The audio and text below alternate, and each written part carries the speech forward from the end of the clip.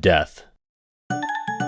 It's something that we all go through, it's nothing to be embarrassed about. Except for me, of course. I'm very, very excited to announce that I will be the first person to not die. Unfortunately, it's a reality for everyone else, and this reality extends to fictional characters. Or does it? Well, it does sometimes. I mean, it honestly depends. Kingdom Hearts is no stranger to death. Well, scratch that, it's no stranger to hitting a guy a bunch of times until he's gasping for breath before fading into a bunch of particle effects. It's all the junk that may or may not happen afterwards that sort of muddies the water here. You can almost never take what looks like a death at face value in this series because what you're seeing either isn't death or isn't final or both. Oftentimes we'll see things happen to a character that would, in our world, surely result in no longer being alive, but the event has different consequences and implications in Kingdom Hearts. That's kind of an obvious statement, like, no kidding, hitting an incoming skyscraper with a big metal key tends to have different results depending on how fictional you are, but remembering that statement is going to be useful in understanding how and why certain things work the way they do in the series. I also don't blame anyone for misunderstanding or forgetting how all of these different metaphysical concepts interact with each other because it's almost deliberately confusing. Take, for example, the serene and etheric final world in KH3, which is pretty evocative of an Abrahamic interpretation of heaven, but is not functionally the same, nor is it actually the final stop for a deceased person in the Kingdom Hearts universe. Death doesn't frighten me. This video is meant to serve first as an explanation for how these concepts work internally within the KH universe, and second as a discussion about the external reasoning and philosophy regarding who dies and when and how they do it. As for that first half, bear in mind that we don't have all the answers and have not solved every equation when it comes to how everything operates in this universe, so a couple things here will be conjecture, but I'll try to make that apparent when we run into those occasions. And for that second half, I'll be joined by my immortal enemy and the second funniest and smartest person in the video, Aeba of the channel Absolutely Everything About. Happy to stoop to your level, average Dave. Or whatever your name is. Check her out as a great spot for Kingdom Hearts content, ranging from scathing takedowns of Ansem the Wise, attempts to cook KH3 cuisine, and general Kairi appreciation. Starting off, there are like two basic sets of building blocks that we need to understand. The first set is concerned with classifying everything living in the Kingdom Hearts universe, and living isn't really the best word for it because of all the caveats we run into throughout the series, whether it's undead pirates or walking, talking plastic toys. Beings with free will isn't really correct either because some of these beings act on base instinct, so animated might be the best word for the job, and that's obviously in terms of being the opposite of inanimate, otherwise everything in the game qualifies as indeed being animated by likely underpaid artists. That being said, there are essentially 6 major categories, some more relevant than others. You've got your main enemy types throughout the series, Heartless, Nobodies, Unversed, and Dream Eaters, with the lattermost being divided into the typically helpful spirits and the antagonistic nightmares. Category 5 is basically everything that's not that stuff, but also not like you and I. Constructs is the word that the Kingdom Hearts wiki and I will both use here. This encompasses animated but inorganic beings like the enchanted brooms and the carpet, and also beings that are comprised of data like Data Sora or any residents of Space Paranoids or the Grid. But functionally, they're not all that different from the last category, which is truly everything else. Most of the beings you're interacting with throughout the series fall into this category, and unsurprisingly, it's the category that we would occupy should we find ourselves in the world of Kingdom Hearts. A world that's neither of light nor darkness, but somewhere on the other side. The wiki, again, has a useful umbrella term for this mishmash of characters, which is entelechy, basically meaning anything that's not any of that other stuff that exists in its complete form with all required parts properly assembled. Those required parts brings us to the other set of building blocks, which are essentially the ingredients to a complete being, whether that's a Sora, a Davy Jones, or a Monstro. There are 3 big ones here. You'll be shocked to learn that one is the heart, and the other 2 are the body and the least mentioned but still important soul. It should be said that the way Kingdom Hearts perceives its metaphysical hearts is a lot more in line with how several real-world theologies perceive the soul. So the Kingdom Hearts view of a soul is better thought of as like battery juice for an animated being, or the signifier of something being alive. Data Sora or Tron, while constructs, have hearts, which is, again, like a real-life interpretation of a soul, but these beings lack the Kingdom Hearts interpretation since they're not actually organically living. There are a couple of special cases like Sally and Pinocchio who were both literally constructed as opposed to being born, and that's where we start to veer into conjecture territory a bit. The Occam's razor solution here is realistically that this stuff wasn't planned out ahead of time before things got super metaphysical, or that things just work differently in certain Disney worlds, but you could still attempt to retroactively apply some context to it.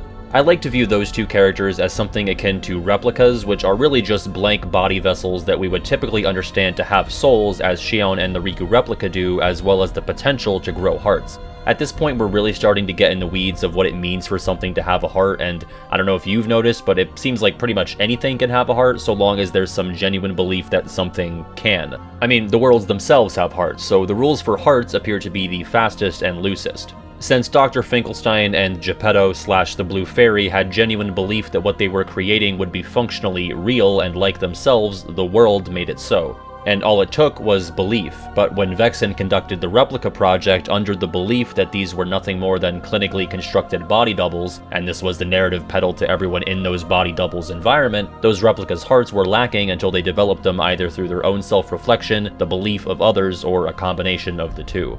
This is my long-winded and super overthought way of saying that I interpret a being like Pinocchio as possessing all three of heart, body, and soul, and he's essentially a replica, but created with just a pinch of love. And they thought my degree would go to waste. Independent studies are the worst, huh?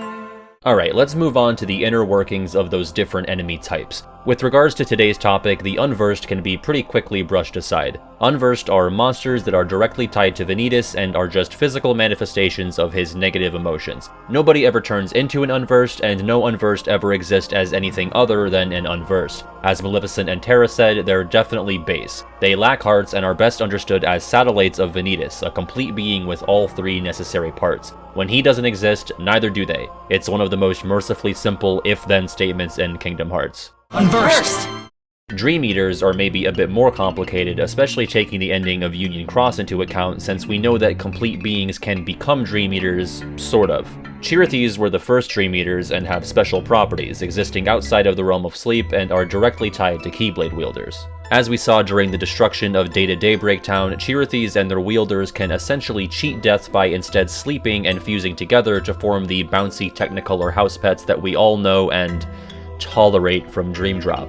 Or if your number's up and you choose to not sleep, to instead be woke, your Chirithy would presumably cease to be. We can only take the Chirithy's word on this, so who knows what their ultimate fate is when they say disappear, but it sounds functionally similar to death. Note that this is an exception to the rule and not the rule itself. The wielders were only faced with this choice due to Data Daybreak Town's status as a sleeping world. I'm really sorry about that sentence, I'm trying my best. That's a weird name. The remaining two states of being Heartless and Nobody are a lot more interconnected, but somehow actually further removed from the idea of a true permanent death than both Unversed and Dream Eaters. To start, both groups sort of have misnomer names, and this definitely doesn't help when it comes to trying to keep all this stuff straight in your head. Heartless, despite the suffix, are sometimes literally the opposite of its name. In many cases, a Heartless does not lack a heart, rather it is a heart taken by the darkness. In that case, the name Heartless is referring to the lack of emotions that they convey. Pureblood Heartless, which exist naturally in places like the Realm of Darkness, are born of the darkness in the hearts of regular beings. Like, if I was streaming Kingdom Hearts 2 and fighting the Lingering Will for, 14 hours, my heart may have been producing enough darkness to generate a handful of Neo Shadows and Dark Sides. They're not me, but you can pinpoint my dark and disgusting heart as the source. Fuck me running. Mind you, this is something that we don't have a ton of evidence for, but we've seen complete beings with strong ties to darkness summon or spawn Pureblood Heartless, like Xehanort with Neo Shadows and Birth by Sleep. But yeah, in my scenario, defeating those guys has no bearing on me, and those Heartless would just poof away. As Marluxia says in Days, they don't release hearts, so as far as we know, they're dead upon destruction. Emblem Heartless, however, work a bit differently. As noted in Secret Answer Report 5, Emblem Heartless originate from a machine operated by the 6 apprentices in Radiant Garden. They used living hearts to generate purebloods and were able to use their research on that phenomenon to program the machine to produce synthetic Heartless as well. For whatever reason, even in spite of the machine eventually falling out of use, Emblem Heartless can still in fact be generated when an already existing Heartless steals the heart of a being. Take, for example, Travis, the Traverse Town NPC in Kingdom Hearts 1. It's framed kind of weirdly, but the implication is that this guy is having his heart stolen by an off-screen, pre-existing Heartless, and this forms a new emblem Heartless in the form of a soldier. Travis leaves behind his body and soul, and it would appear that his will was not strong enough to produce a nobody, so those two components fade away. All that remains of poor Travis is his heart, now in the form of a soldier Heartless. After that, we're kind of back in Conjecture Land again. As we saw in Kingdom Hearts 2, slaying an emblem Heartless with a Keyblade will send that released heart to Xemnus' artificial Kingdom Hearts. Obviously, that specific Kingdom Hearts hasn't always existed and ceased to exist after KH2, so hearts released before and after that time frame have a blurrier trajectory. For Travis specifically, it's hard to say if Xemnus already had his personal Kingdom Hearts hotspot up and running. If he didn't, then I would like to think that if released by a Keyblade, Travis's heart would attempt to rejoin its original body, or even reform a new one, since that can happen. There is a quote from Nomura from a Director's Secret Report 13 that explicitly states the following. When a Heartless is defeated, essentially the owner of that heart returns to life somewhere in the realm with the body that had once disappeared. Some facts about where hearts go were established in Kingdom Hearts 2, but those were exceptional circumstances brought about by the organization. However, there is the rare case in which a body changes into a nobody. If that has happened without the vessel it ought to return to, the heart will go into a suspended state. But historically, it would seem as if hearts do try and take whatever route possible to return to the status quo, so long as nothing is getting in the way of that process. But to cap off the Heartless talk, strangely enough, I think you're better off trying your hand at getting your heart stolen by a Heartless if you have the choice between that and, say, falling off a cliff. There's better odds that you'll be back in some way with the former. Just something to keep in mind if you ever wake up one day in the 2nd District without a weapon. There are worse ways to go. Why don't we turn him into a Heartless? Finally, we've reached the Nobody, which serves as one of the most effective safeguards against an irrevocable death. As we learn in KH2, nobodies can arise if a person with a strong will becomes a Heartless. The heart obviously becomes the Heartless, and the left behind body and soul, instead of fading into darkness, can give creation to a nobody. So bear in mind, the ratio of Heartless to nobody is not 1-for-1. In fact, nobodies are quite rare. Even more rare are the nobodies that retain a human-like appearance like the ones in the organization, aka the ones with the strongest wills. As detailed in Dream Drop Distance and KH3, nobodies who were destroyed alongside their corresponding Heartless can reform as their original self, heart, body, soul, and all. Even nobodies who regrow hearts, contrary to the narrative Xemnus was spinning, can still undergo this process. Their fledgling hearts in their nobody form can still merge or coexist with their original heart released upon destruction of their Heartless. This very process happens with organization members 2 through 12, regardless of how far along their new heart was, if there was one forming at all. But due to the nature of how nobodies are formed, how their very existence, or non-existence, necessitates a strong will and the formation of a corresponding Heartless, basically no one's final state is being a nobody. The only potential exception was Shion, who was more of a nobody in name than in form as a replica, but was brought back through memory, data, or was it time travel stuff? It's one of those. Had that not been done, there's reason to believe she had no path to return after her demise in Days. Kind of like what we thought when we saw Riku Replica go down in Chain of Memories, and we'll get to that. But if you're a nobody and you're destroyed, you're pretty much guaranteed to return so long as your Heartless is slain as well. This is an insane amount to get memorized! I should note, it might seem like the entire theological world of KH runs on special circumstances and extraordinary situations regarding the interplay between all these different concepts, but that's mostly due to the story focusing on characters who, by virtue of more interesting storytelling, constantly find themselves dealing in special circumstances and extraordinary situations.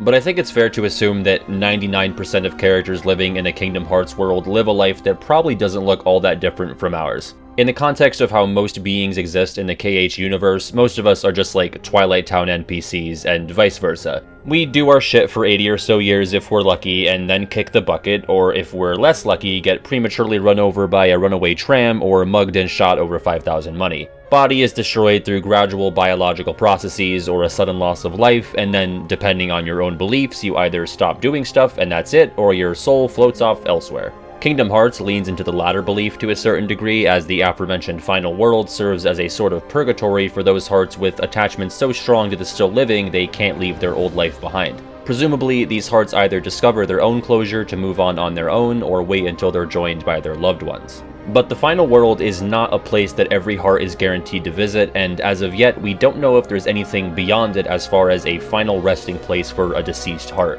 There could be some type of afterlife, like a Final Fantasy X far plane, a form of reincarnation as suggested in that Union Cross ending, or total annihilation of consciousness and being. It's reasonable to assume that the heart of a deceased being could return to Kingdom Hearts, since that's where everything began. We see Ericus and Xehanort ascend at the end of KH3, and we don't really have any direct confirmation that they're rejoining Kingdom Hearts, but I think it's a safe guess. As for what it could possibly mean for someone's autonomy and personhood upon joining with Kingdom Hearts, that remains to be seen. All this to say, most folks in the KH universe do not typically become nobodies twice or thrice and shelve pieces of their hearts into several vessels or whatever. Most of them just clock in and clock out and potentially float around in a sky void until their spouse shows up, depending on how the marriage was going when they expired. It's safe to say that by these theological KH laws, characters like Tadashi, Mufasa, or, if she's no longer with us, Kairi's grandma, have a good chance of currently inhabiting the final world. Although I feel like if some hearts refuse to pass on before their loved ones join them, this could create an infinite conga line of unsatisfied heart stars. Like, Tarzan's parents are probably up there waiting for Tarzan, and what, if Tarzan shows up, he's supposed to pass on with them without waiting for Jane? And maybe Tarzan and Jane had a baby, isn't Jane gonna want to wait for that baby? I mean, ignoring the fact that all of those characters met the most brutal and irrevocable death by way of copyright damnation. But in theory, this could lead to severe overpopulation and a very agitated Chirithy landlord. Let's maybe not think too much harder about it. Oh, my head. Now that we're done looking over the KH Death 101 syllabus, let's talk about the handful of occasions where we witness a for sure, actual, no coming back from that death. And even with all those qualifiers and everything we've talked about, there are still loopholes and workarounds which I'll try to point out. Even outside of any Heartless or Nobody related shenanigans, sometimes we can watch a character get shot in the face with a gun labeled Certified Death Guaranteed Pinky Promise Scout's Honor signed by Tetsuya Nomura, and that character will show up just fine like 2 or 3 games later. 9 times out of 10, this can be blamed on Nomura deciding he wasn't done with those characters yet and not writing that far ahead, especially when taking those aforementioned Nobody related shenanigans into account. Even still, we have to note that in some cases, all of the boxes for permanent death can be properly checked, and these occasions can still be undone because magic or darkness. Okay, so real quick, let's run through all of the ones I could come up with. Clayton getting crushed by the Stealth Sneak and the estate of Edgar Rice Burroughs, that's a death. He will not be back. Looks like Sabor's dead too, which serves him or her right for killing Tarzan's parents, who I guess we also assume to exist in Kingdom Hearts and to also be dead. And believe it or not, I think this is the only stuff that's stuck in the first game, because everything else has a loophole. Travis and anyone who lost their hearts during the Heartless invasion don't quite count by our definition. Jafar, trapped in a lamp. Captain Hook, ran off towards 358 Days Over 2. Hades, not dead / already dead. Olympus rules really throw a wrench into everything, so let's just ignore it.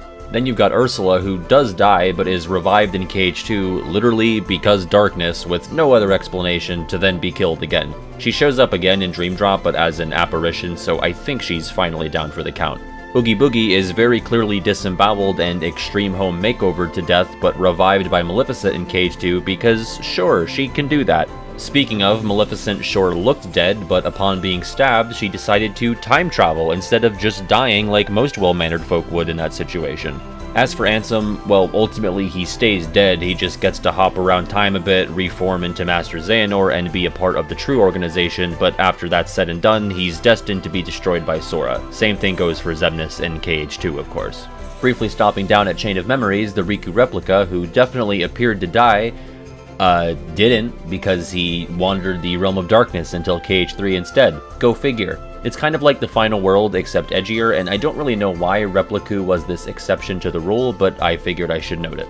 After Riku defeats Dark Riku, Riku Replica does fade away in the same glowy yellow light that Ericus and Xehanort do later on, so I think we can safely consider him done for. Moving on to KH2, we have some fairly cut and dry ones. Shan Yu, Ursula again, Oogie Boogie again, and Mufasa. Then you've got some weird ones like Scar turning into a Heartless, somehow retaining his form but not producing a Nobody, as far as we know, and then turning into a bunch of little Scar ghosts that morph into the Ground Shaker. Let's just call him dead for the sake of my sanity. Then you've got Barbossa, who's shot by Jack but then revived in the source material, as well as KH3 because Tia Dalma also has resurrection powers, and the Caribbean has its own sort of final world by way of Davy Jones' locker. But I guess you could consider all of those undead pirates that Sora slaughters to be effectively re-deaded.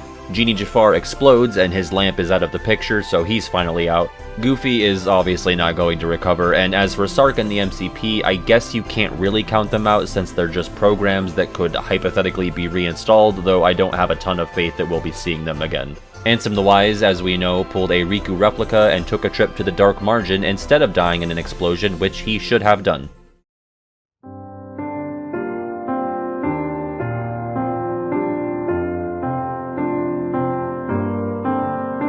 Hey, this is Future Pat sitting here editing the video. I realized as I got up to this point that I actually forgot to cover days.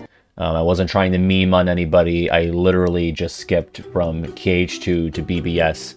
Xion happened in between there. Obviously she's not really dead, but I did forget to talk about it. So just know that I own that. And I apologize. How you liking the video so far? I've enjoyed it so far. I like it.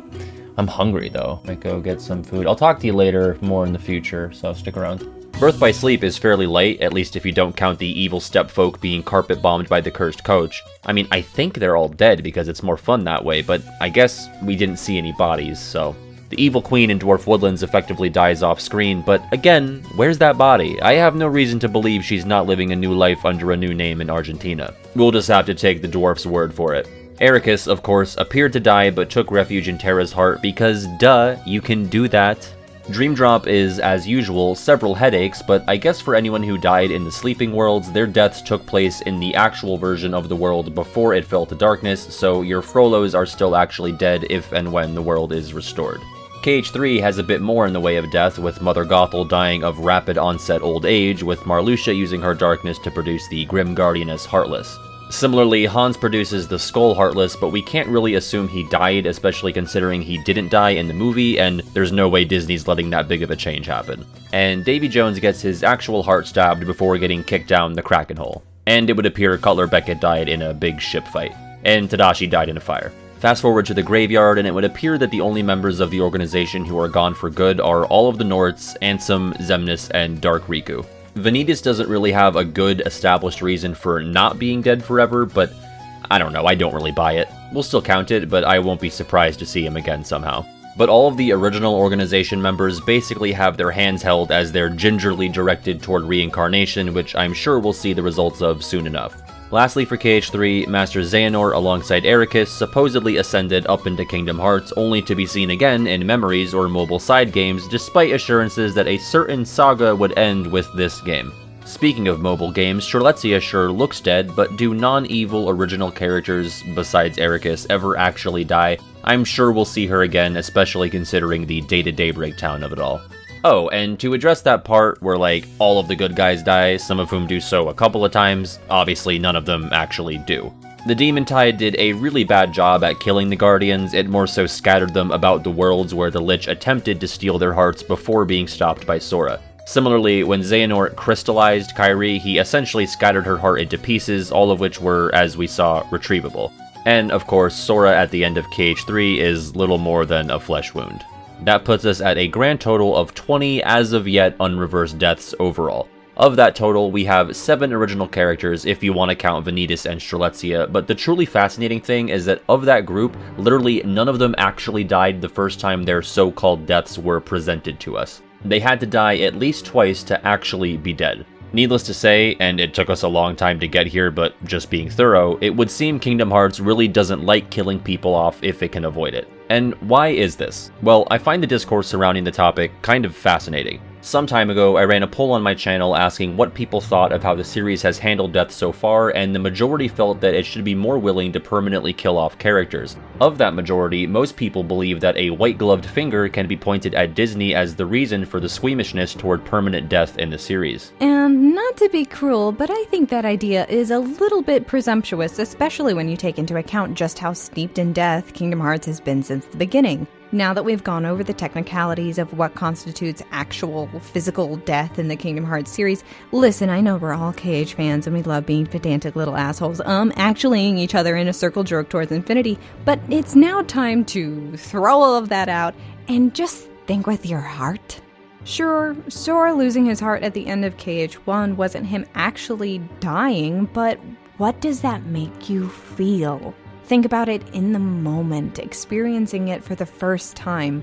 Narratively, this is treated with enough gravity that we are supposed to feel as bad as if it were death. Let story beats affect you, even if they're undone a second later.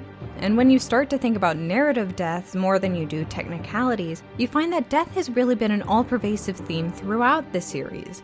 I mean, the prologue of Kingdom Hearts 1 is only presenting you with this idyllic piece of island life just so it can be ripped away from you, and you find out that planets all over the universe are being blinked out of existence, along with like 99.9% of their inhabitants. MCU, I see you're blipping out half the population of the universe and raise you a, there's only 5 people who survived decimation. 4.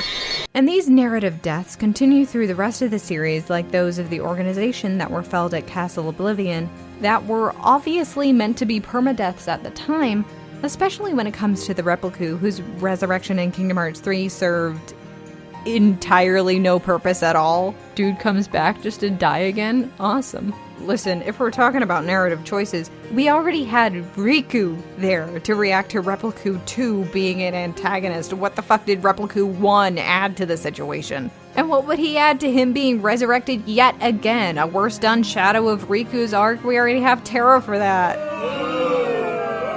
All I'm saying is, I am all in on keeping Replicou dead. Again. Did we really need Goofy to die so Mickey could get undressed? What is with you in this mouse's clothes? I'm not sure. We continue on with the rest of the organization being killed as their nobody selves, and once again, we should take this at face value that this was meant to be their ultimate end, and this is exemplified the most, I think, by Axel's demise. Because this was meant to be the bookend to his redemption arc. This self-sacrifice is shown to be its completion. He has committed his mistakes, but is now setting them straight by clearing a path for Sora to do most of the fixing for him, particularly saving Kairi that he makes a special note of, and by releasing the Kingdom Hearts that he helped create by serving the organization. But I've said it before and I'll say it again, killing yourself isn't an actual apology. Get back here and say you're sorry! I'm a fool. But this then goes to show how you can always grow as a writer, as I think they took this basic outline for Axel's redemption in Kingdom Hearts 2 and upped it to work for his divorcee fiance in Kingdom Hearts 3. Saïx does all of his work to redeem himself and implode the organization from the inside before him being killed as a nobody. And now that we know that being killed as a nobody means that you will be reformed as a whole person, he is then able to embrace this death as a rebirth for his new life as a sin-free Isa. If I had a heart, this would be where I'd die. And this death-turned-rebirth is now basically the status quo for all nobodies being recompleted again, because at the end of Kingdom Hearts 2, everything was tied up. The bad guys were gone, and everyone had returned to whence they came, but as the series continued onward, the thought starts to seep in that, hey, it's a little unfair that Roxas and Naminé never got to live their own lives, and all the organization wanted was hearts. Shouldn't they get the chance to actually live? And then we get all of these, oh, well, you think that was bad. Now get ready for dying so fucking hard no one even remembers you. Your heart is so mangled you need to get into a medically induced coma for over a decade to even have a chance at fixing it. You lose all your free will and go to hell! And these are all treated as narrative deaths that are so bad that you, as the audience member, want to fight very hard to undo those injustices. We're going against God today, children. Buckle up. And this is the plot of the ending of Kingdom Hearts 3. Coincidence? I think not! You now get to play through and have agency to fix everything that went wrong. And then do it all again when you just so happen to get everyone killed a second time. And yeah, it's fan servicey, but I like being able to say goodbye to my antagonists with the mutual respect that I have earned by now. And Kairi's death is important to mention here because it's written like shit. Literally, in universe, this is fridging for fridging's sake.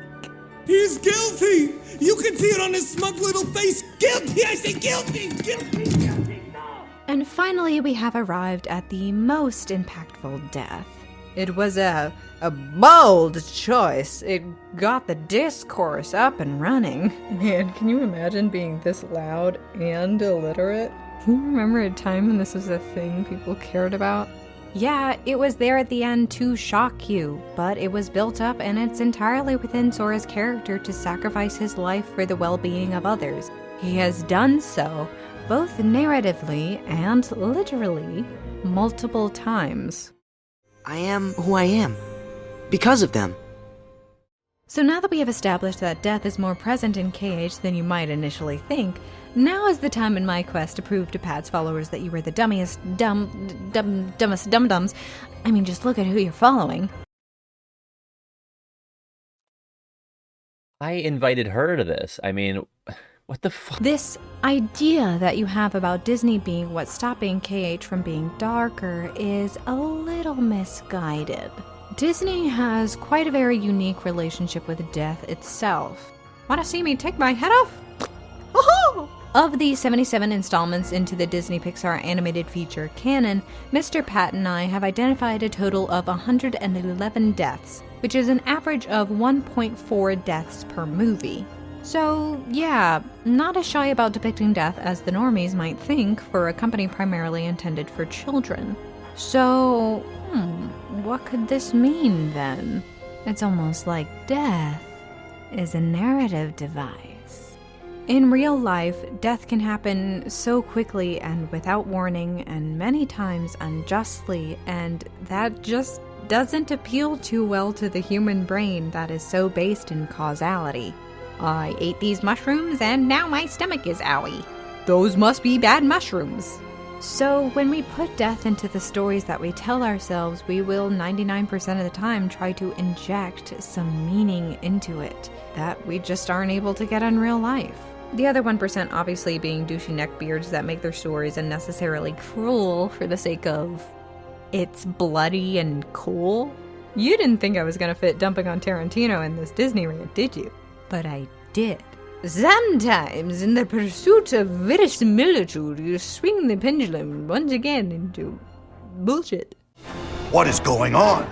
So, aside from the kind of rare but not generally unheard of tactic of one or both of the character's parents not being around and the reason for that not really being mentioned, and even then, two important people in your life not being there can add to a character's feelings of isolation and fuel their need to go out and do something different, even if it is very in the background. The vast majority of Disney deaths have a deeper meaning to them. And these deaths can be broken up into two big categories: good guy deaths and villain deaths.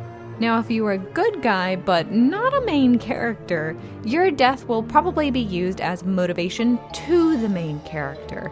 Think Tiana's dad in Princess and the Frog or Master Xehanort in Atlantis. However, if you are the main character, your death happens in a pretty self-sacrificial way like Hercules or Anna, and it will certainly get better. If you're not a main character and trying to be self-sacrificial, I would say that you have like a 50-50 chance of that working out for you. You're either gonna just die like Rey, because you are a bug, or you're going to have a very cool Disney fake out, which is its own little subcategory. Here you get to have a heroic little moment against the villain, but once all the smoke clears, we find your body and you're not moving, only for you to pop up a minute later. And this moment is only ever here to have a last bit of emotional manipulation primarily for the sake of the audience, so I don't really respect it as a choice. But my favorite is at the end of Oliver and Company. The gang rounds a corner out of the subway that they coincidentally just murdered 3 villains in, and they do a little head count and they go, "Oh my god, Oliver isn't here." he's so dead. And then 2 seconds later, he comes out going, no, I'm not dead. You all just didn't wait for me. They're lucky Why Should I Worry is such a bop because it makes up for this thing's entire existence. And here in our little transition category is the poor souls who were murdered just to prove how evil our villains are. Think the one pirate Captain Hook shoots because he was annoying him, and the cards that got taken away for planting the Queen of Hearts' roses wrong. In both instances, very relatable, queens! What? Now, before we get into villain deaths, there's really no way to get around the fact that all villains die in order to be a don't be like this sort of lesson. Let me start out with the villains that are actively killed by protagonists. In order for the audience to still be on the side of a protagonist after they've killed someone, they usually put their protagonist in a fight that is kill or be killed. And then, it's very understandable why they took that action, and the audience would be predisposed to not be rooting for the villains. And because this tends to be the final battle and the stakes need to be stakier, that kill or be killed is usually upped by transforming the villain into some sort of animalistic monster. Extra points if they're a giant now. A dragon, twice. A big squid, a deranged Master Xehanort number 2, it's 'cause of that damn phone, a bug amalgamation, a crystal zombie? Or they were already scary animals like before, like Sabor, Mordu, Mr. Scroop, or that nasty little rat. But opposed to what we might think of as the universal constant of good fighting against evil until the bitter end, most protagonists don't actually have direct influence on their villain's death. More often than not, it just sort of happens. Gaston loses his footing and falls to his death. Frollo loses his footing and falls to his death. Ratigan loses his footing and falls to his death. Are you guys getting your stances right? Or life or death here, people. I'm looking at you, Kyrie. And I propose that the reason for this goes back to the lesson these films are trying to teach about leading by opposite example. You see, these villains are so evil that they are an affront to the pure, the good, and the natural. So many a time, it is nature itself that chooses to take them out, with just a dash of good old-fashioned hubris. And I think it's very funny that, with Disney being a company that is so obsessed with its own legacy and adhering to its own traditions for the sake of brand recognition, set this tone with their very first feature film. The evil queen tries to kill the dwarves by crushing them with a boulder, but a bolt of lightning, literally the hand of God, comes in and says, "Yeet!" crumbling the ground beneath her and dumping that boulder on top for good measure. And when you start to look at Disney's track record of how its representation of death has evolved over its history, it's not hard to feel the overbearing presence of Walter Elias. You might have noticed the very famous joke of how Disney kills all its mother characters, and many fans have theorized that this could partially be because of Walt's feelings of guilt over his own mother's death, who was killed by a gas leak in a house that he bought for her. So it was a mandate from the boss that mothers just not be addressed. And I see how that can kind of track. Past generations aren't really renowned for their exquisite handlings of mental health. Oh boy, it's the 1940s time, everything's a quarter, and I've never truly addressed my feelings over my mother's passing, and I'm going to keep it that way until I die myself. Hopefully this constant chain smoking will help me get there. I don't think he sounded like that, but I'm not gonna look it up. However, Flora Disney died after Snow White's release, whose financial success was actually the reason Walt was able to afford a new house for his parents in the first place, and also while Pinocchio and Bambi were already in production. Snow and Pinocchio don't have any mothers to speak of, and witnessing Bambi's mother be killed is an American staple of childhood trauma.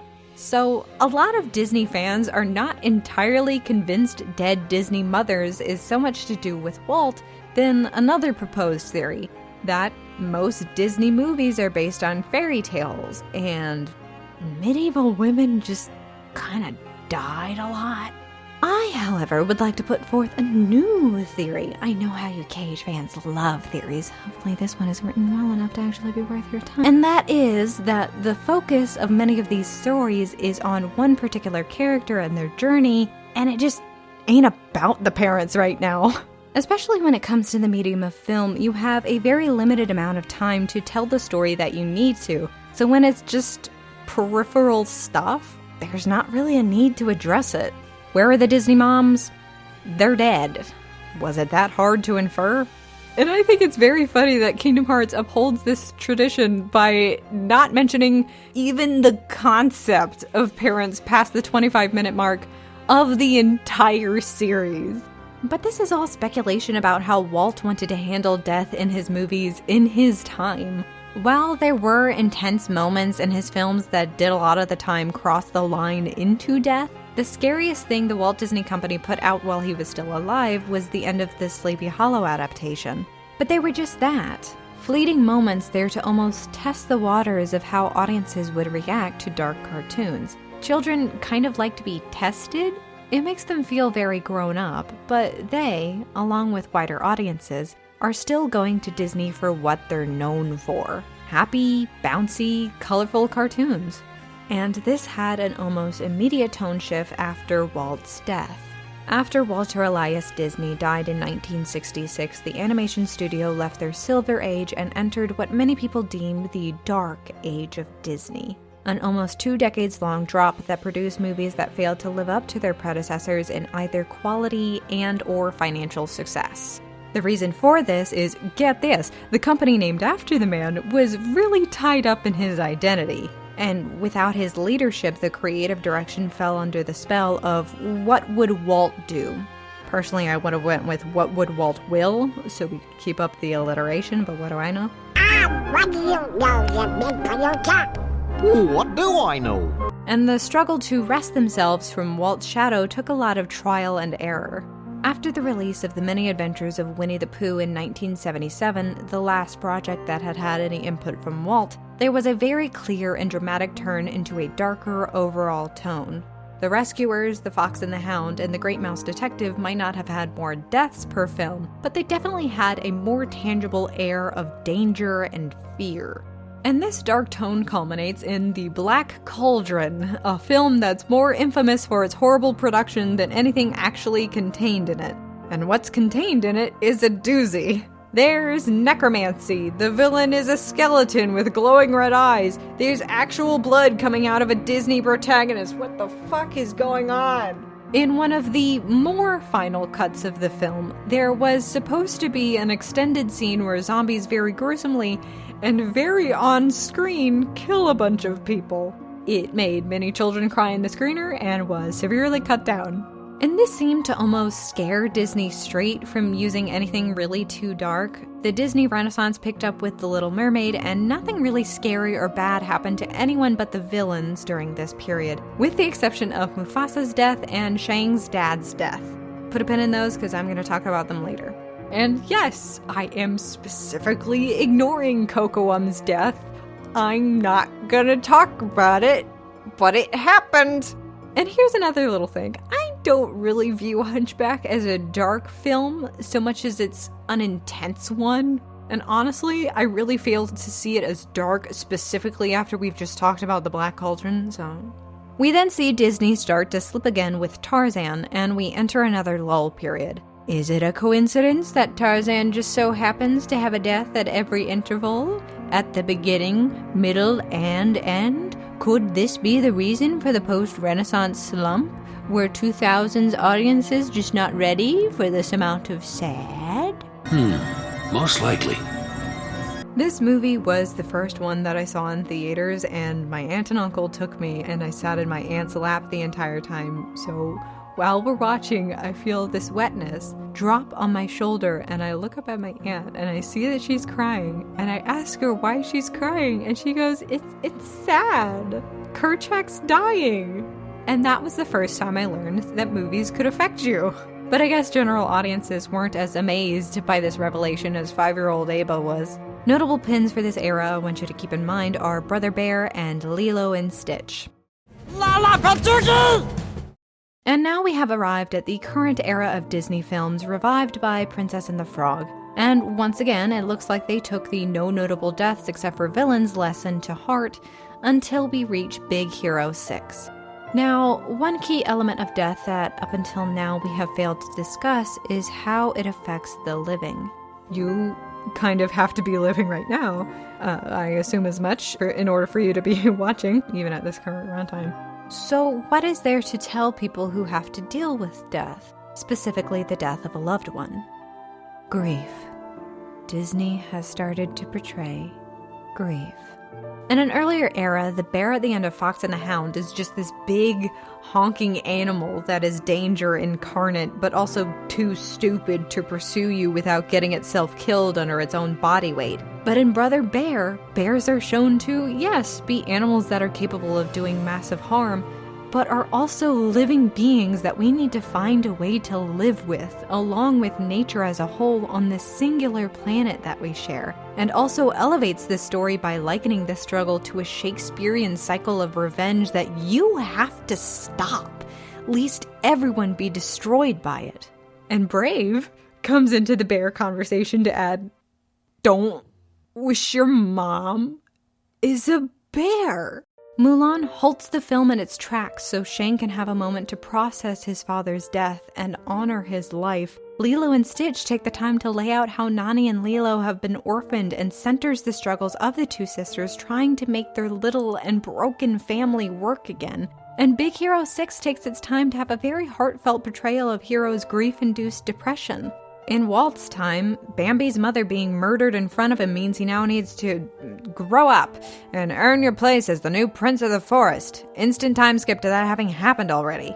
But when the same thing happens to Simba, he gets just a little more time to linger on the loss and an entire arc of not wanting to actually confront his father's death before having the courage to do that and become king of the Pride Lands. And who could possibly come along to make that storyline even better? Grandma Tala's death is the inciting incident for Moana to actually go out to sea, and in many movies before this, that would probably be all there was to the character. Very basic narrative necessity. We need to get these plot points moving somehow, so let's just go. But then she comes back in spirit form at Moana's lowest point and spits in the face of this Disney trend of you have to get over someone, very important to use death in order to be some kind of leader. You don't have to do that. You can just be with your family who loves you and grieve all you want. Please let Kari have some kind of reaction to her grandma, and please let it be because of a Moana world, please, I beg of you. And then we get to the movies where death is most pervasive in Coco, Onward, and Soul, and these movies don't have death being a narrative beat, but a reason to keep our loved ones in our hearts, and to honor them through our own lives and our memories of them. Yeah, so she said basically what I was going to say, she just kind of cut me off in the middle there. But it's pretty interesting when you look at Kingdom Hearts within the broader Disney context, isn't it? It would appear that maybe things aren't really as black and white as Steamboat Willie. Say what you will about whether or not the games should embrace death more fully and literally, even beyond using death-adjacent scenarios as what are functionally narrative deaths, I don't think you can really blame Disney as some kind of roadblock, as much as I would love to complain about corporate meddling. But a begrudging thank you to Aeba for helping us understand the historical context behind death in the Disney canon, and thank you for watching. I hope you enjoyed, because frankly, I think we killed it.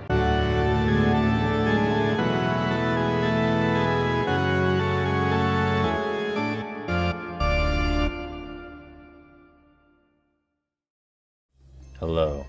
First off, thanks again to Aeba for her contributions to this project. We had been talking about making this video since like March, and it was really cool to finally get the ball rolling, and I'm really happy with how it turned out. I hope you liked it. And again, go check out her channel, Absolutely Everything About. If you liked her here, you'll like her there. She makes some really good Kingdom Hearts stuff. If there's one person in the community who deserves partner status on YouTube and hasn't reached it yet, it would be her. She's not that far off, so go help her out, show her some love. I mean, she sucks. She's awful. And if you couldn't tell, this is a big project. I put a lot of work into it. If you enjoyed and you would like to see more stuff like this in the future, there's always Patreon. And I recently made the change that if you pledge at any level, you can now see any of the exclusive videos that I posted, which it used to be only for the $10 and up. Now anybody at any level can see all the old stuff. Thank you again for watching. Stay safe out there, and I will see you next time.